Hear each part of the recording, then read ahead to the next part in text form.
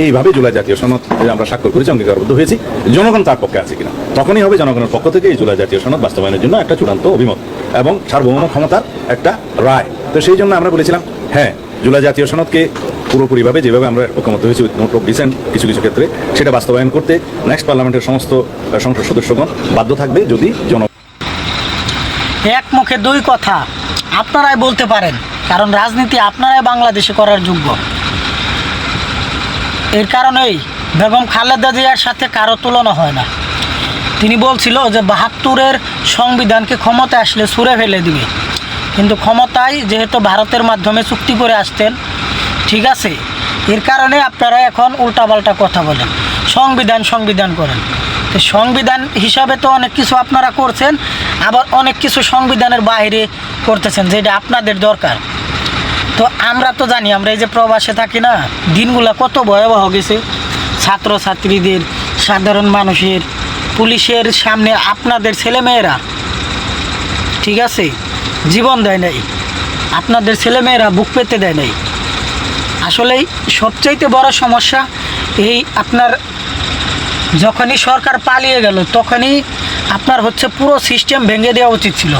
পুরো প্রশাসনিক সিস্টেমটা যদি একদম ভেঙে দেওয়া হতো তাহলে আজকে এই জিনিসটা হইতো না।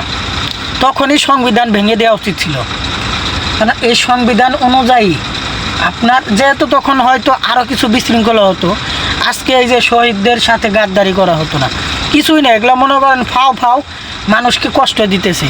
সংবিধান যে ছুঁড়ে ফেলা তাদের কঠিন ব্যাপার তা কিছু না, কিন্তু তারা কি করতেছে, যেটা নিজেদের দরকার সংবিধান অনুযায়ী করছে, যেটা মনে করেন যে নিজেদের দরকার সেটা সংবিধানের বাইরে গিয়েও করতেছে, শুধু জুলাই সনদের সাথে গাদ্দারি করতেছে। তো কি বলবো, আসলে ওনারাই আপনার হচ্ছে সংবিধানের সময় উনি যখন গণভোটের কথা বলল তখন বলল জনগণ যদি গণভোটের পক্ষে রায় দেয় তাহলে সমস্ত আপনার সংসদ সদস্য বাধ্য থাকবে সেটা বাস্তবায়ন করতে। আর এখন মনে করেন নানান কিচ্ছা কাহিনী করছে। কারণ কি, ভারতের স্বার্থে। আপনি দেখেন না কত, এই যে আওয়ামী লীগের সময় ভারতের বিরুদ্ধে কথা বলছেন, সামনে ওইভাবে বলতে পারেন কি না দেখেন না, ঠিক আছে। কারণ হচ্ছে যে আপনার ভারতের বিরুদ্ধে আমাদের কথা বলার দরকার নেই, নিজেদের স্বার্থে যদি ভারত আঘাত দেয় সেটার বিরুদ্ধে কথা অবশ্যই বলতে হবে। ভারত প্রতিবেশী দেশ, তাদের সাথে সম্পর্ক ভালো থাকা দরকার। একজন মুসলিম দেশে থেকেও একজন হিন্দু দেখবেন, আপনি যখন একটা ভালো কিছু ইসলাম নিয়ে প্রচার করবেন, একটা হিন্দু ছেলে যেইভাবে বাজে কমেন্ট করে বা পাকিস্তান ভালো কিছু করছে এইটা নিয়ে বললেও আপনি মুসলমান হয়েও একটা হিন্দুকে ওই ধরনের কথা বলেন না। অথচ আমরা মুসলমানরা এত ধৈর্য ধরি, এত কিছু করি দেশে শান্তি বজায়ের জন্য, অথচ ভারতে যে কার্যক্রম করে সেগুলো কিন্তু আসলেই মেনে নেওয়ার মতো না। তারপরে ওই যে দেখলাম কি জানি আবার অনেক কিছু আপনার ভারত থেকে আমদানি করতেছে, অথচ টাকা দিয়ে কিন্তু কিনতেছে।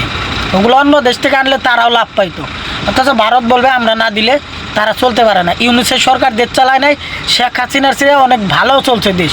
সমস্ত বাজারের দাম, বাজারে গিয়ে মানুষ মনে করেন যে স্বস্তি প্রকাশ করছে।